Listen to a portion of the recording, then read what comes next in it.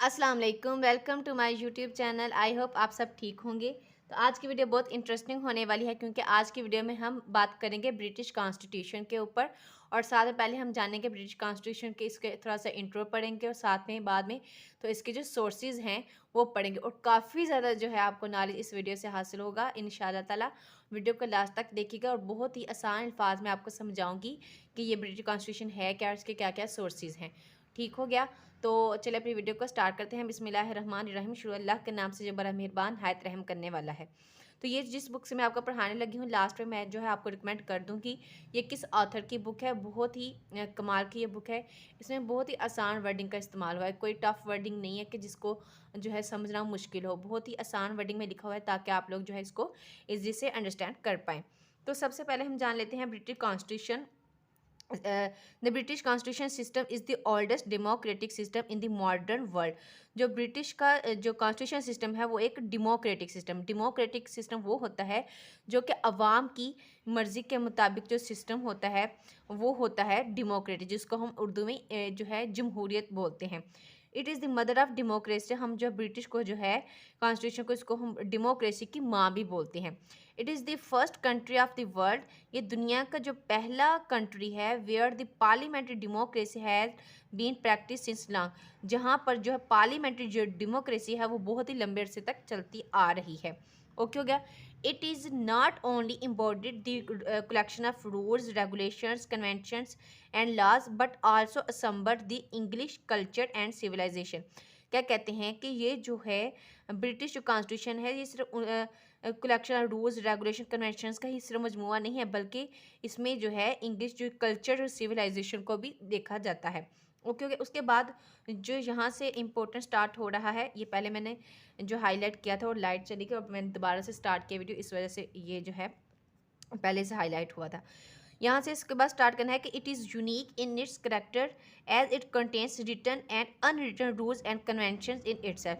कि हम जो है ब्रिटिश कॉन्स्टिट्यूशन की अगर हम बात करें तो इसमें जो है कुछ रिटन है और कुछ अनरिटन रूल्स एंड रूल्स हैं। ठीक हो गया। और इसमें आई थिंक सो यहाँ पर मैंने लिखा हुआ है 75% जो है वहाँ पर अनरिटन रूल्स हैं और जो है बाकी जो 25% है वो रिटन रूल हैं जो ब्रिटिश की अगर हम बात करें। ठीक हो गया। ये आप लोगों ने याद रखना है इस वाली लाइन को, साथ में मैं हाईलाइट भी करती जा रही हूँ। उसके बाद यहाँ से आप लोगों ने करना है कि the British constitution is the father of the world constitution. हम क्या कहते हैं कि जो ब्रिटिश का जो कॉन्स्टिट्यूशन है हम उसको कह सकते हैं कि वो जो दुनिया भर के जो कॉन्स्टिट्यूशन है उन सब का वो फादर है। वो क्यों? क्योंकि as it influence rest of the constitution, क्योंकि ये जो दूसरे मुल्कों के जो कॉन्स्टिट्यूशन है ये उनको बहुत हद तक मुतासिर करता है। ओके हो गया। ये आप लोगों ने लाइन कर लेनी है। और उसके बाद कर लेना है it is the model of the countries passing through democratic experience. क्योंकि हमें अगर हम इसकी डेमोक्रेटिक सिस्टम के बारे में जाने तो हमें काफ़ी हद तक जो डेमोक्रेसी जो एक्सपीरियंस है वो यहाँ से मिलेगा। ठीक है। As far intense bicameral legislation is the result of the historical evaluation. अगर हम बाई कैमरल जिसमें मतलब दो हाउस होते हैं, ठीक हो गया। जैसे इधर हम बात करें ब्रिटिश की तो इधर है house of common and house of lord. तो is the result of historical evaluation. तो वहाँ से ही बाई कैमरल लेजिस्लेचर का जो आगाज़ हुआ था England and has been adopt by many of countries, जिसको देखते हुए बहुत से और जो दुनिया के कंट्रीज़ हैं उन्होंने बाई कैमरल लेजिस्लेचर को अपनाया। ठीक हो गया। ये आप लोग कर लें। और उसके बाद आप लोगों ने करना है, वैसे समझा देती हूँ लेकिन जो इंपॉर्टेंट है उसको मैं हाईलाइट करती जा रही हूँ। Likewise the British parliamentary from the government has been followed by the most of the new emerge nation of the world. ठीक हो गया। वही बात। उसके बाद अगर हम बात करें तो यहाँ से आप स्टार्ट करें। ठीक है। इसमें हमने क्या पढ़ा कि हम जो है जो ब्रिटिश का जो कॉन्स्टिट्यूशन हम वो कह सकते हैं कि वो फादर कह सकते हैं वर्ल्ड कॉन्स्टिट्यूशन का, क्योंकि ये जो है दूसरे कॉन्स्टिट्यूशन के ऊपर बहुत ज़्यादा इन्फ्लुएंस करता है, बहुत ज़्यादा मुतासिर करता है।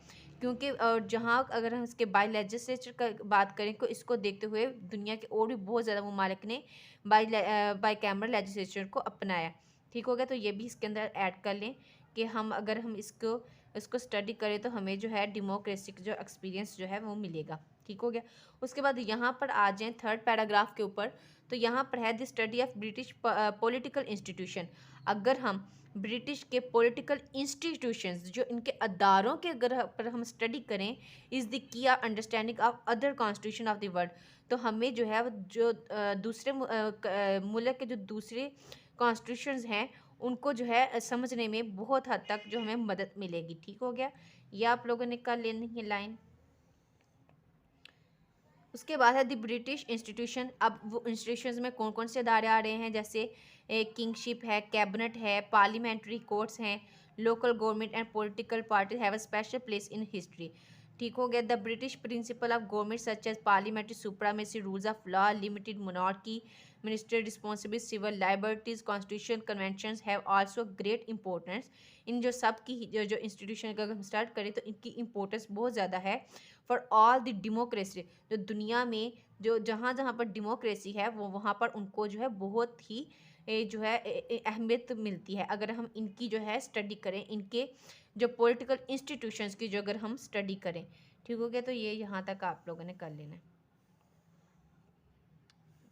उसके बाद अगर हम बात करें, नीचे आ जाएं इसके सोर्सेज के ऊपर।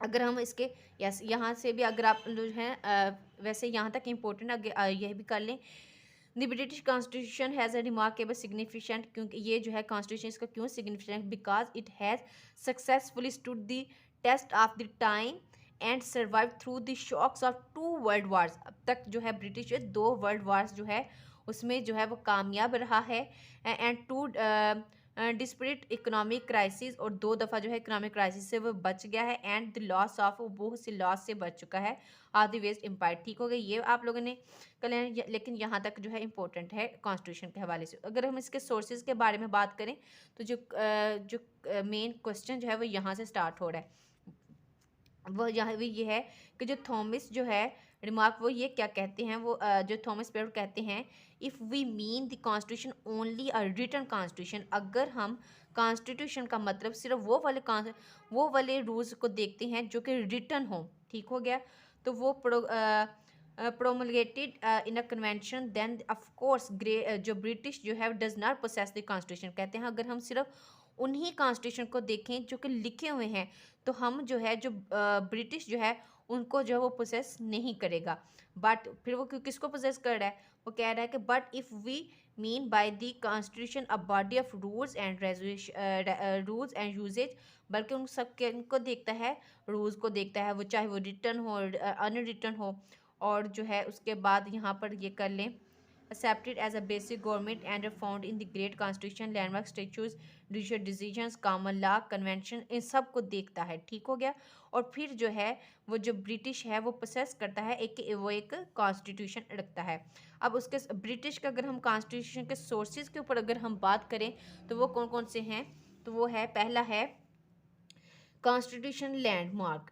ठीक हो गया, ठीक है, बहुत अच्छा से एक्सप्लेन करूँगी और आपको जो है बहुत ही अच्छे से समझ आ जाएगी ये इसका जो कॉन्स्टिट्यूशन लैंडमार्क का मतलब क्या होता है। लैंडमार्क का मतलब होता है कि जो स्पेसिफिक जो इवेंट्स रह चुके हों कॉन्स्टिट्यूशन में, हम उसको क्या बोलते हैं, लैंडमार्क। मतलब जैसे अगर हम मैग्ना कार्टा, अब देखें अ लार्ज पार्ट ऑफ, एक मिनट थोड़ी अजान हो रही है, अजान हो चुकी है। अगर हम कहाँ थे, यस हम थे कॉन्स्टिट्यूशन लैंडमार्क वो होता है कि वो जहाँ वो जो कॉन्स्टिट्यूशन के ऊपर कॉन्स्टिट्यूशन में अंदर जो स्पेसिफिक इवेंट्स रह चुके हों, या हम कह सकते हैं कि जो ऐसी खास अमेंडमेंट्स हो चुकी हों कि जो कि मुल्क की डेवलपमेंट के लिए के ऊपर जो है बहुत ज़्यादा इम्पैक्ट करते हैं, उसको हम क्या बोलते हैं, लैंडमार्क।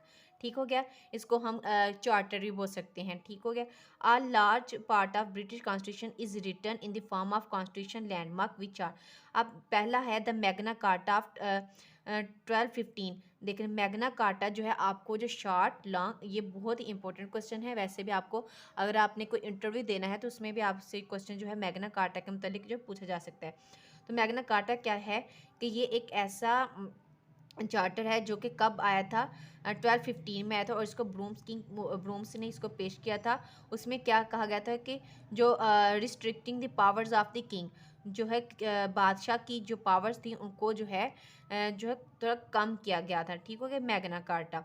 और उसके ऊपर जैसे अगर हम बात करें अगर हम देखें तो अगर किसी के ऊपर जो कोई मुकदमा चलता है, ठीक है, तो हमारे इधर क्या होता है कि जो बगैर उसकी तशवीश किए जो है पुलिस उसको जो है पकड़ कर ले जाती है। लेकिन इस मैग्ना कार्टा में क्या कहा गया था कि जब तक वो पूरी मुकम्मल तौर पर ये साबित ना हो जाए कि वो गुनाहगार है, इसने कोई गुनाह किया है, तब तक जो है उसको जो है कोई अरेस्ट नहीं था कर सकता। ठीक है, इस मैग्ना कार्टा में ये था।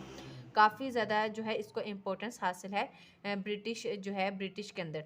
ठीक हो गया। उसके बाद नेक्स्ट है कि the petition of rights of 1628 putting a slab to the king arbitrary powers of the raise money without the consent of the parliament and to imprison persons without trial or the cause being shown। अब इसमें क्या गया है, petition of rights क्या गया है कि उसमें जो है जो बादशाह की जो पावर्स हैं उनको जो है काफ़ी हद तक जो है कम किया गया था, और जो है कि वो कोई भी मनी जो है अपने पास नहीं रख सकता जब तक जो है वो जो पार्लियामेंट की जो है कंसेंट ना हो पाए। ठीक है, इसमें यह आ गया। और उसके बाद ये देखिए वहाँ इसमें भी यही आ रहा है कि विदाउट ट्रायल और द काज बिंग शोन के जो भी अगर किसी के ऊपर ट्रायल का कोई मसला, जैसे किसी के ऊपर मुकदमा है, तो उसके बारे में भी जो है तब तक जो है पुलिस उसको नहीं पकड़ सकती जब तक उसके ऊपर कोई जो है वो साबित ना हो जाए कि ये गुनाहगार है या ये मुजरिम है। ठीक है, इसमें ये कहा गया। तो उसके बाद है the bill of rights of 1689 making the authority of the parliament supreme. अब ये बिल ऑफ राइट्स क्या गया है कि इसमें जो पार्लियामेंट को कहा गया कि इसको जो है सुप्रीम कहा गया था। उसके बाद the act of settlement of 1701 determine the order of succession to the British throne. अब इस एक्ट में क्या कहा गया था कि जो भी विरासत है, मतलब कि जो भी बादशाह होगा वो बादशाह की ही नस्ल से होगा, मतलब कि बादशाह के ही ख़ानदान से जो अगला जो बादशाह होगा या क्वीन होगी वो वहीं से होगे, उनके ही ख़ानदान में से होगा। उसके बाद है the act of union with Scotland of 1707 and with Ireland of 1800।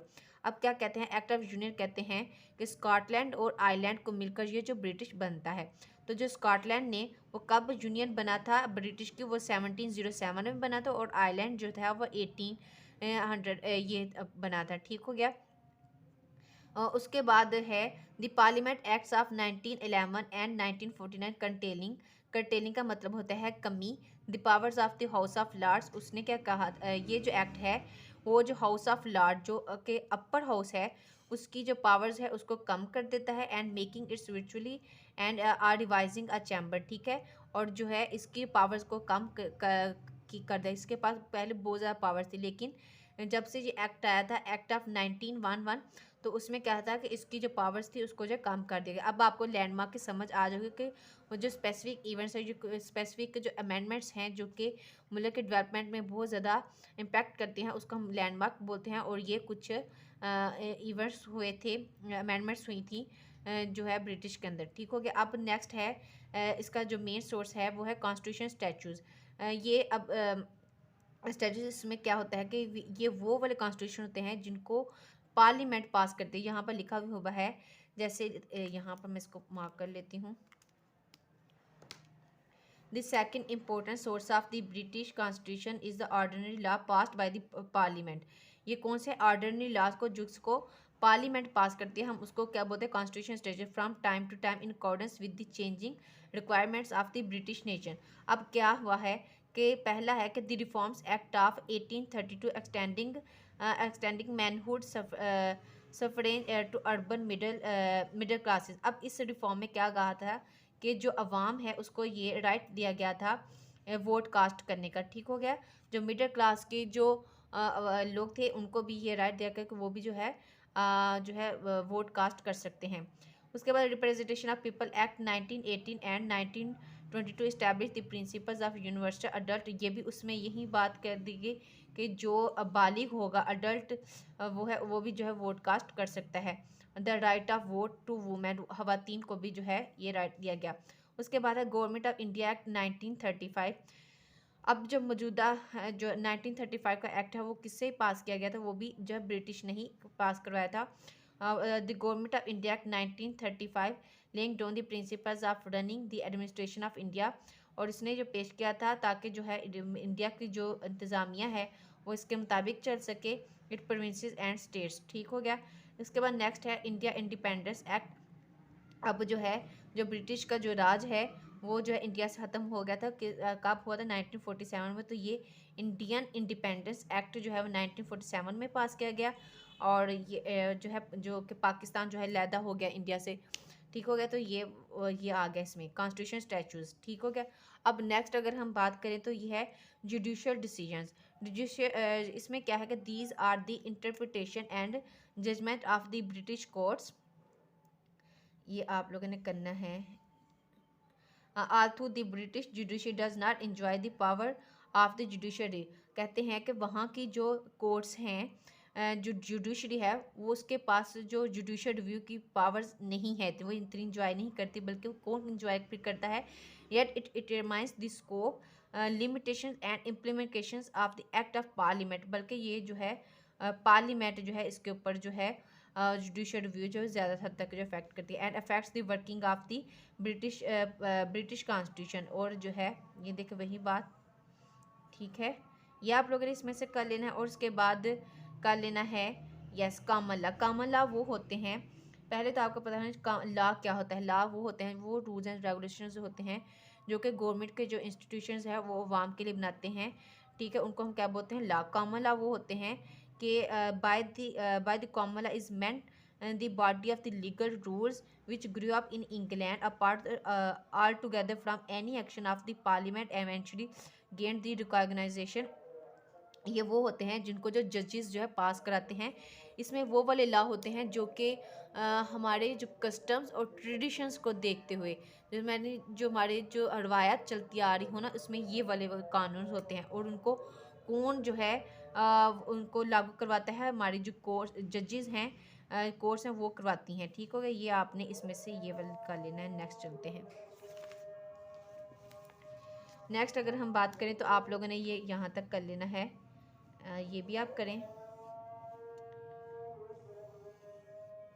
यहाँ तक, ठीक हो गया। अब है कन्वेंशंस। कन्वेंशंस आप अपनी बुक के ऊपर भी लिख रहे हैं, जैसे नस्ल दर नस्ल चलते आ रहे हैं वो वाले जो है रूल्स होते हैं जो कि नस्ल दर नस्ल चलते आ रहे हैं, उसको हम बोलते हैं अनरिटन, ठीक है। कन्वेंशंस ये वो वाले रूल्स होते हैं जो नस्ल दर नस्ल चलते आ रहे हों, यानी ये वो होते हैं जो अनरिटन होते हैं। अब हम इसको डिटेल से पढ़ते हैं पढ़ते हैं। Conventions are unwritten rules of conduct or political ethics and are this card scared as law of constitutions but are also are not enforceable in court of country, they means custom usage। ये देखें वहीं आ गया, इसमें conventions वो होते हैं जो कि हमारी रवायात हमारी ट्रेडिशंस को देखते हुए जो रूल्स होते हैं उनको हम क्या बोलते हैं कन्वेंशंस। अब देखते हैं यहाँ से आपने ये सिर्फ जो है 2 लाइनें कर लेनी है। यहाँ तक आप करें ये फर्स्ट वाली और ये वाली, they means customs usages precedents and understanding the British constitution which deeply influence the working of British government machinery, ठीक है। अब इसमें क्या है कि वो कौन से हैं अनरिटन।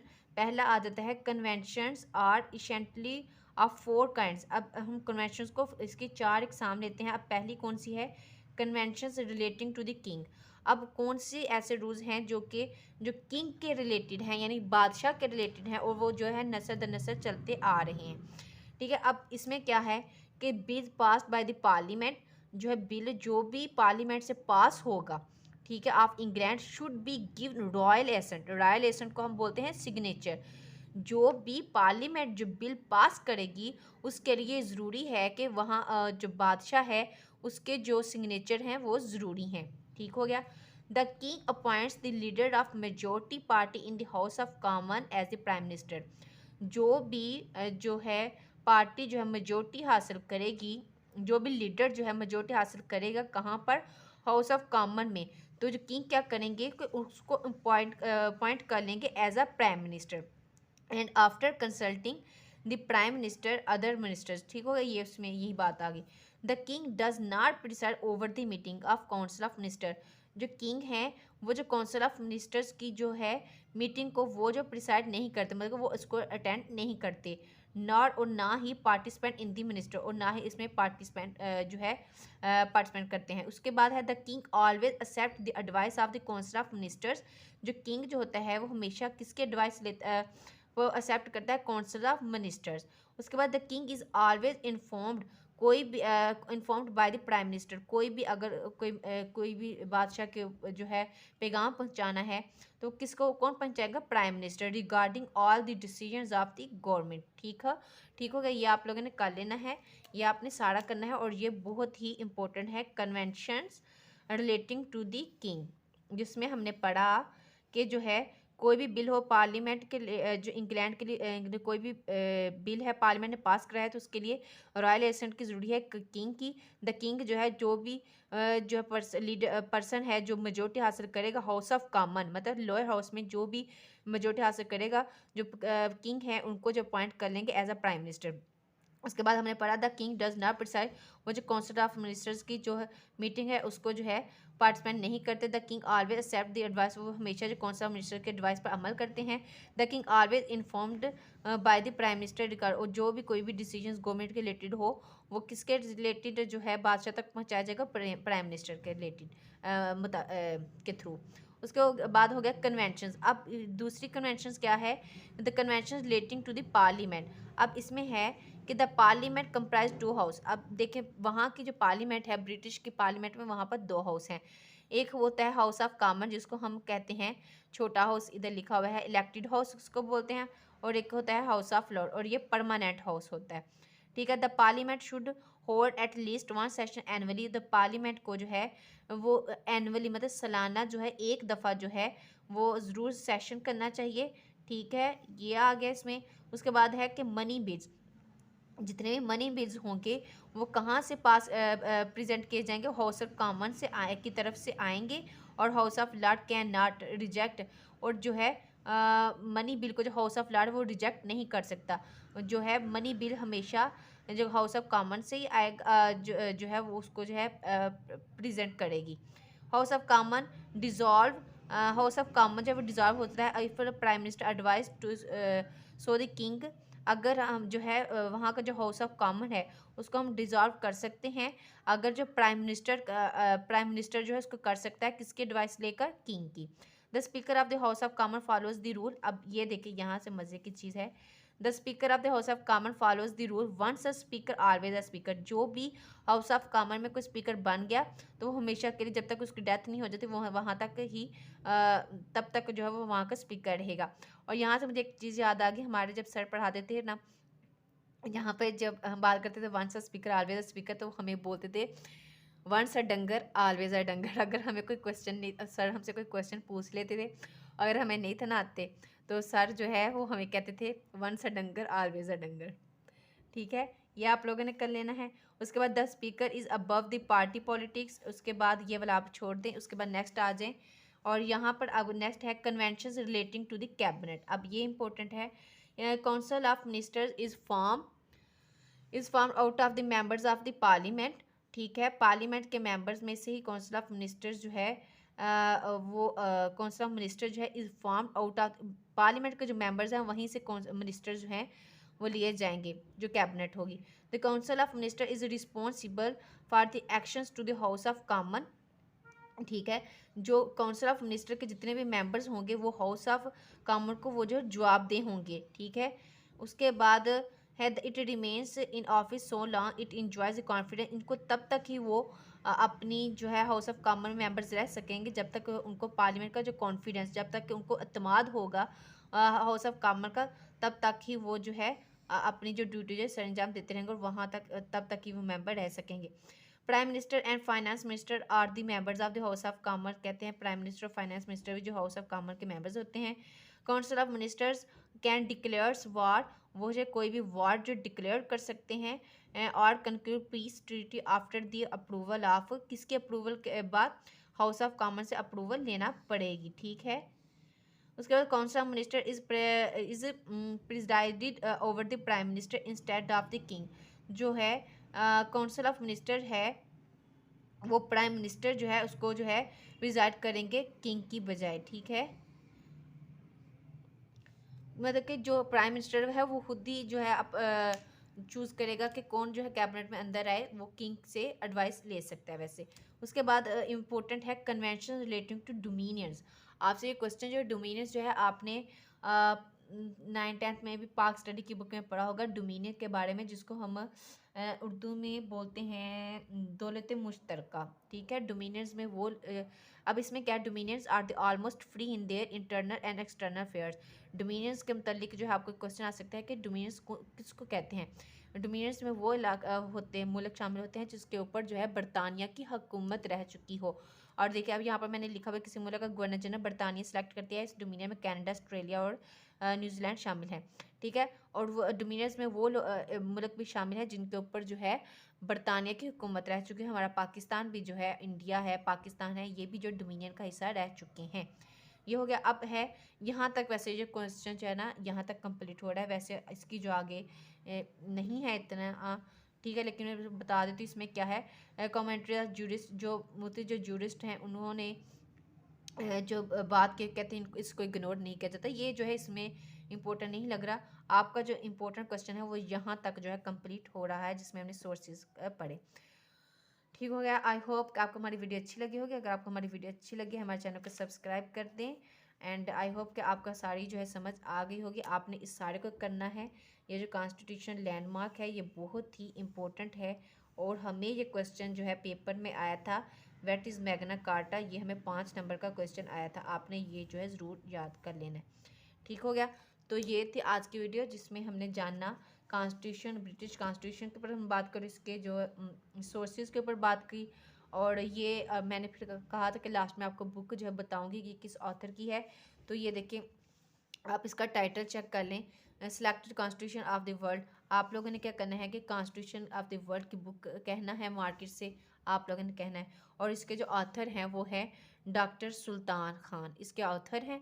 और ये बुक की प्राइस जो है, वैसे इन्होंने देखें ऊपर जो है ये रेस करके ऊपर इन्होंने प्राइस लिख दी है 800 रुपये, लेकिन बड़े होशियार होते हैं। लेकिन आप लोगों की ये 750 तक जो है मिल जाएगी, ठीक है। ये इतने की बुक है, 800 की बुक है और अच्छी बुक है। और जो है तो ये थी आज की वीडियो जिसमें हमने जाना ब्रिटिश कॉन्स्टिट्यूशन के ऊपर। आई होप कि आपको हमारी वीडियो अच्छी लगी होगी। अगर आपको हमारी वीडियो अच्छी लगी है तो हमारे चैनल को सब्सक्राइब कर दें। And thanks for watching. अल्लाह हाफिज़।